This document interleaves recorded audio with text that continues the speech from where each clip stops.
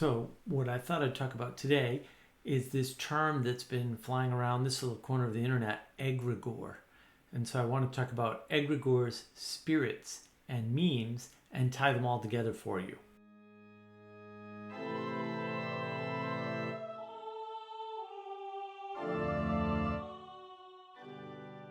We should start with some definitions. It seems to me like the way people are using Egregore is to express something very specific. So first, where did they get the term from? What is this Egregore word all about? Well, Egregore is an occult word. It basically means demon. That's what you're playing with Egregores. You're invoking them. And the reason why this is a popular word for some people is because they're noticing that things aren't working out, right? Things are not the way their predictions seem to indicate they should be. And so they're getting confused by, well, if the things we're predicting are going to move society are not working, then what's moving society? And so, well, it's got to be something else. It's going to be an egregore. And now, the thing is, I don't think an egregore is anything other than a spirit. The definitions kind of overlap. Spirit's a little bit larger definition, right? A spirit is roughly, can be a demon, an angel, anything that's roughly speaking non-material in some fashion. It's not a physical sort of an item, right? And so spirits move people, right? Spirits can maybe be embodied, right? Angels can come down, things like that. Can they move objects? Depends who you ask, right? And how is this related to memes? So memes are these ideas, right? They're supposed to be these virus-like ideas. And this was first Dawkins' thing that he put, I believe, in The Selfish Gene. And he talks about this quite a bit. And it's sort of the same concept ultimately, right? What's moving us are not, we'll say facts or the materiality or the political system or the economic system. These things, they're reasonable maps. They explain some things, say, in the past, but they're not really working. So it must be this idea virus that, gets in the way of the good ideas, the scientific ideas. So that the memes are this nasty ideas, bad ideas, because they're not scientific or something. And I have a little bit different take on memes, but I think that gives you a good sort of overview for how I'm going to talk about egregore spirits and memes. So what is it about this need for these terms? Like where did this need come from? Why are we dealing in these non-physical, non-material terms?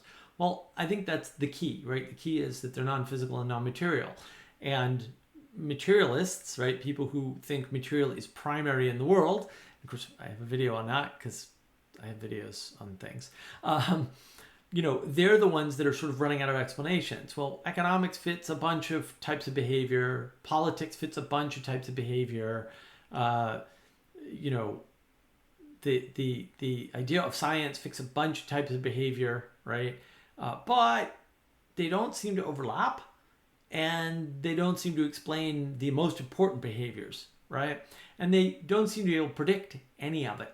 So an explanation is just a description about a past event. It's not necessarily correct. There are lots of ways you can describe past events.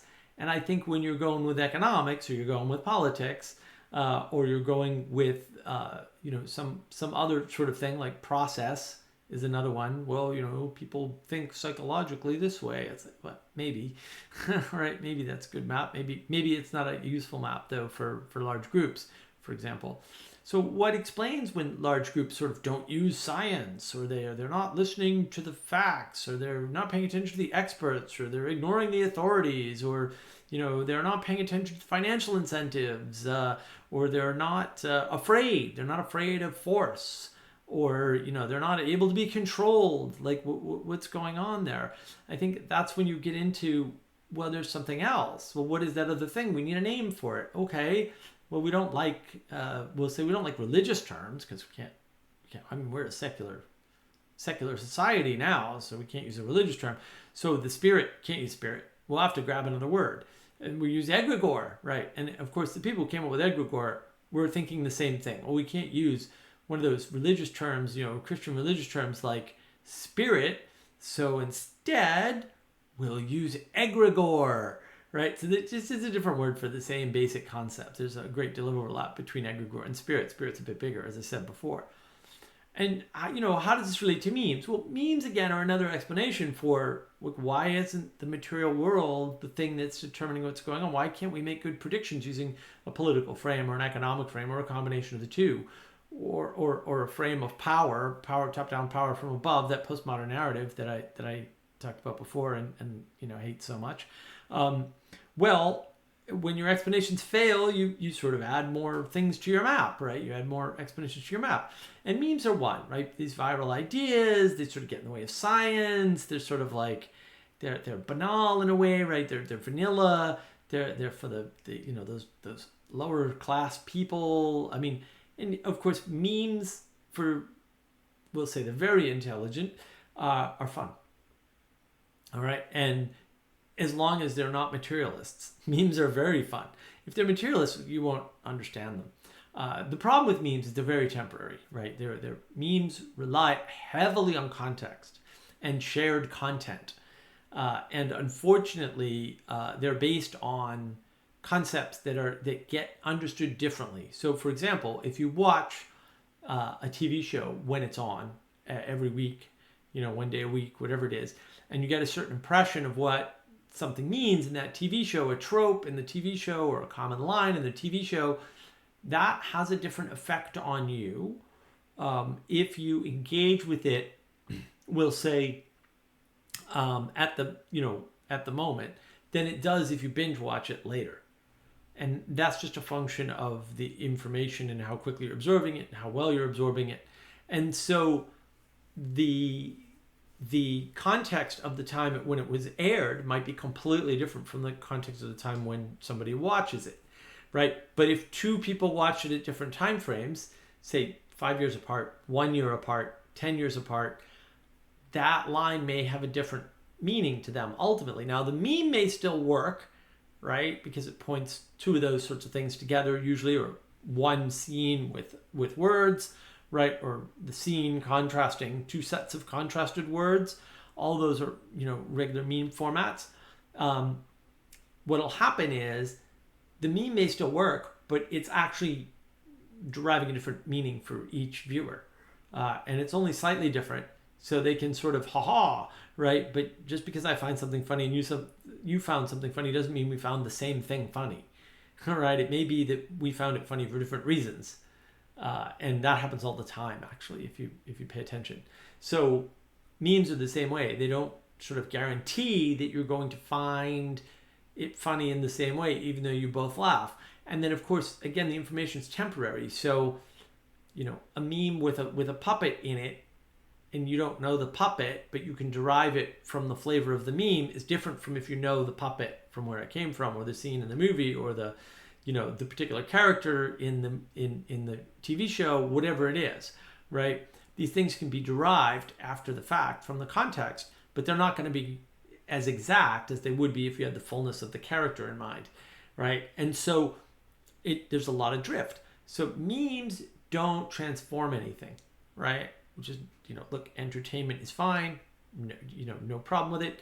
Memes are very entertaining. They can be funny. You need to be funny. Jokes are funny. Jokes are good. You need laughter. You need amusement, right? But they don't get you through to the transformation that you need, right? They don't get you through to a change. They don't take you out of where you're at and bring you to a bigger and better place where you can deal with more stuff or deal with your problems better or whatever. They don't do that explicitly, I would say. They explicitly don't do that.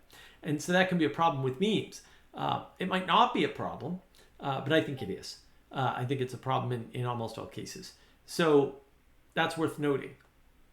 So how do we resolve this sort of with a more religious frame, with spirit? Well, spirit's been around a long time.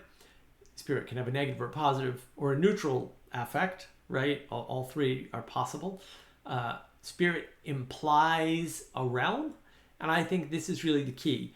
When you're trying to explain things in terms of materiality or physicality, you're missing the things, right? You're missing how the world actually works, because the materiality or physicality has to be located somewhere in something. And that has to have space for the materiality or physicality to A, emerge, B, interact with other physicality and materiality to form new things. So it's like, whoa, where's that space? And I would say that's the space of potential, or the ethereal realm. So you've got sort of the material realm and you've got the ethereal realm, and you need both. You can't have one without the other. It doesn't make any sense. And you can process the world as though it's all material, but you're going to run into problems, and then you're going to need a new word like egregore or spirit to explain how things are working, right? And that's going to lead to these memes. And again, memes are pointing at things. So how do you point at something in the material realm? Because the thing you're using to point with is probably not material, right? And you can use an arrow, and you may make an arrow out of material, but what's doing the pointing is the concept of direction, right? And the starting and stopping point of the symbol, right, of the arrow. And so it's sort of important to know that it's really just a kind of a symbol, and it's not an actual material object in the world that you can sort of grab onto. So memes are pointing from somewhere to something somewhere else, maybe multiple places, but basically it's a linear set of connections. Whereas spirits, there's an ethereal realm, right? This is where pointers happen. This is where symbolism is. This is how material makes sense to us, right? Because if there's no realm of thought, if there's no realm of pure ethereality or non-materiality, then we can't play with ideas. We can't think. We can't project. We can't predict. We can't let our ideas die so that we don't have to, as Jordan Peterson is fond of saying. There's no way to do that because there's no place to do that. That's why you need an ethereal realm. Now, there's a way in which you can stay too far in the material. Okay? Again, you end up at egregores, right, and spirits and memes. Or you can stay too far in the ethereal, where you're just totally in your head. And utopia is possible because I can see it in my mind's eye.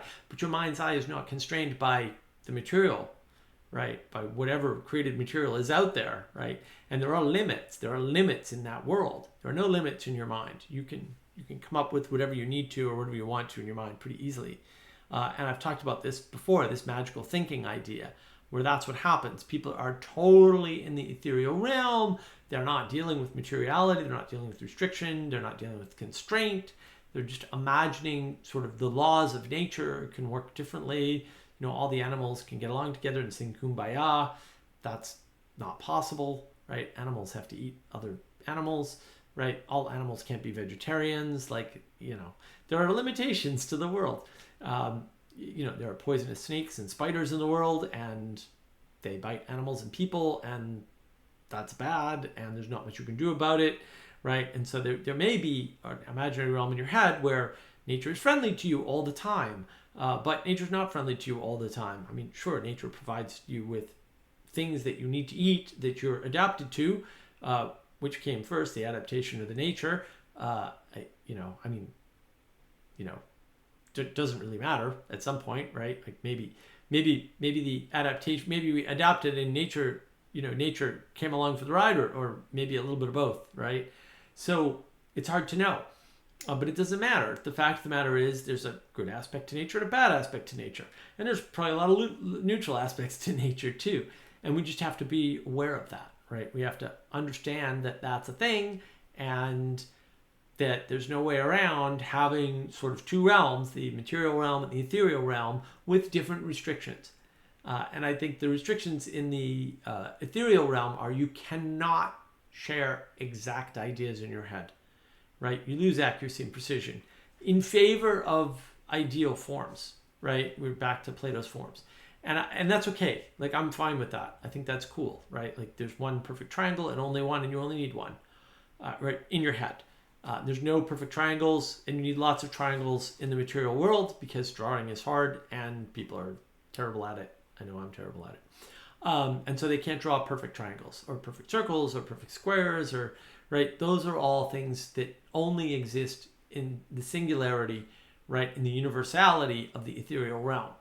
And when you don't have that concept, it sneaks back in the form of egregore. Because why are people doing things? What is school spirit, right? School spirit is this way in which we cooperate and commune together. Not exactly, right? Our sense of school spirit isn't the same for all the people in the school, right? But it is a thing. Like, you can't say, oh, there's no such thing as school spirit. That doesn't exist. Something's there. We're pointing at something, and we can kind of measure it in some sloppy way, right? And measurement doesn't work well in the ethereal realm, right? That's quantity. Quantity only works in the material realm. Quality is the realm of the ethereal, right? What's a perfect triangle? Oh, well, that's a good question, but that's in the ethereal realm, so we can't really measure it very well, right? We can't quantify it, right? It's qualitative. It's a qualitative feel for what's beautiful, what's good, and what's perfect, for example, through transcendentals. And that's why you need an ethereal realm. You need to understand what are the principles that people are cohering behind to form an egregore. And look, I mean, maybe those principles are demonic or parasitic, or maybe those are the same thing even, who knows? So it's sort of worth understanding. So when you're talking about egregores, you're just talking about spirits, probably bad spirits. When you're talking about memes, you're just talking about thoughts that are semi-connected to tropes, right? Whatever tropes, whatever feelings or understandings, but it's very temporary. It doesn't have that historical depth, that historical grounding that you really need to form a society. We can both laugh at the meme, but we can't be transformed by it. We can't be moved by it in the same way we're moved by a piece of music. We can't be set from where we are into a new place with a meme. And maybe not all memes, but maybe, right? Maybe most memes, and maybe that's good enough. Like trying to find it like a universal, oh, all memes, do this, or all memes never do that. Maybe that's impossible, and maybe it's irrelevant. Maybe what is relevant, though, is knowing what's important and what's not in terms of how to express these things. So there's a way in which something like the zeitgeist is real. There is a zeitgeist. But what is the zeitgeist? I mean, it's not an accurate, precise thing, right? But it's definitely present in the world. There's a way in which ideas spread to groups, and those groups adopt those ideas roughly around the same time, like Egregore, right? Egregore is part of the zeitgeist. But it's also not accurate, precise. You can't say, oh, well, it takes this long to get from point A to point B, or from person A to person C, or whatever. You can't do that.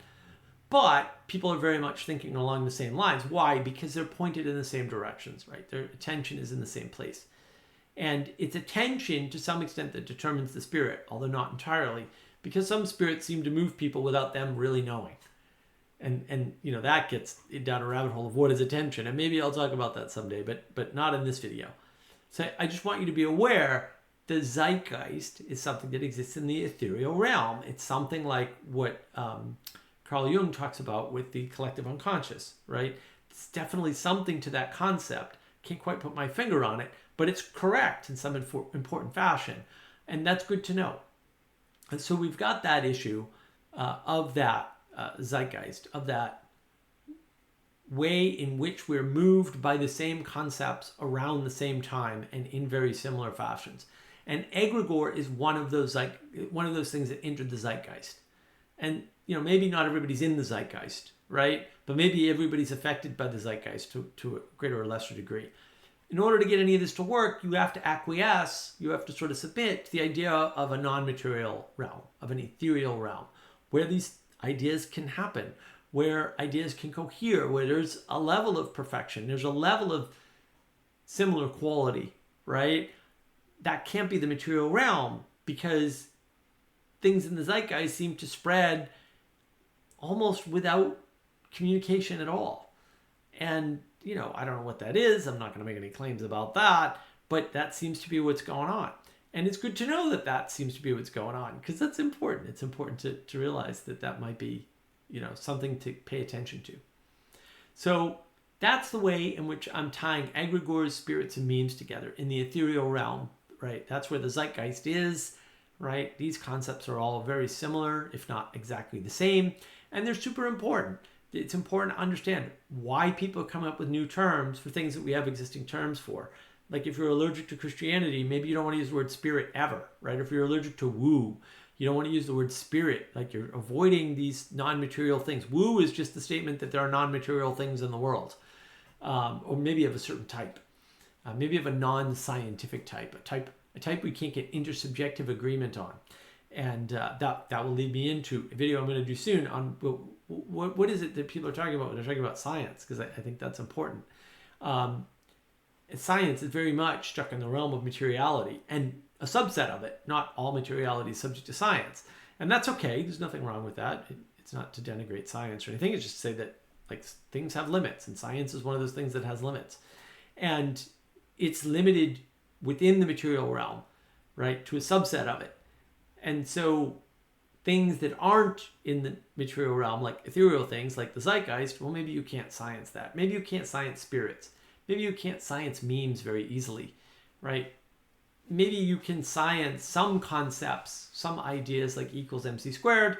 Maybe we can science that. But maybe we can't science things that don't have a material impact that is, we'll say, universal. So how people react to the zeitgeist, how people react to memes, how people react to egregores, how people react to spirits, all seems to vary with the person. It doesn't vary a huge amount, but it varies enough that it's not measurable anymore, not with any accuracy or precision. And I think that's okay if it's a little scary, but we live in an uncertain world. And that's good, because uncertainty is the representation of potential. And potential is wonderful. And so long as you believe that being is good, which I think it is, then potential is a wonderful thing. It can engender awe in you, right? It can engender that sense of excitement and that sense of happiness and that sense that everything's going to be great, right? Even though things are uncertain, they could turn out way better than you expect. And that's why you shouldn't be worrying necessarily about egregores and spirits or even memes, except to know that they're out there and that you have to watch out for them. But as long as you are paying careful attention to them and spending your attention wisely, they won't have a negative effect on you, right? Or maybe they won't have as negative an effect on you. And maybe that's the best you can do. And maybe that's good enough. So that's all I wanted to say, to tie in egregore, spirits, and memes with the ethereal realm and the zeitgeist. I think these things are important to break down and understand. And so when you hear people say egregore, just think spirit, just think demon spirit, right? What's moving people? And egregore is moving them, right? And then realize, maybe when people are talking about egregores and they're just actually talking about spirit, which is a much older word, which with a much better history, more historical grounding, right? More historical depth, more depth of understanding, right? Maybe it's important to realize that those people are ignoring a tradition and a way of handling what it is they're trying to handle out of sheer spite, right? There's no reason for it. They just don't like it. They don't want to be religious. They don't want to woo or whatever. And it's kind of silly. But that's okay. People do things. We can help them maybe if we're positive enough about it and sort of quietly self-correcting, but not ignoring, right? Not hiding. But we're out there saying, I don't know about that. Maybe there's a better way to think about this. Maybe there are answers to these questions. And I think that's important because the thing that you have that you can use with other people and with yourself is the thing that I also value the most when you watch my videos, which is your time and attention.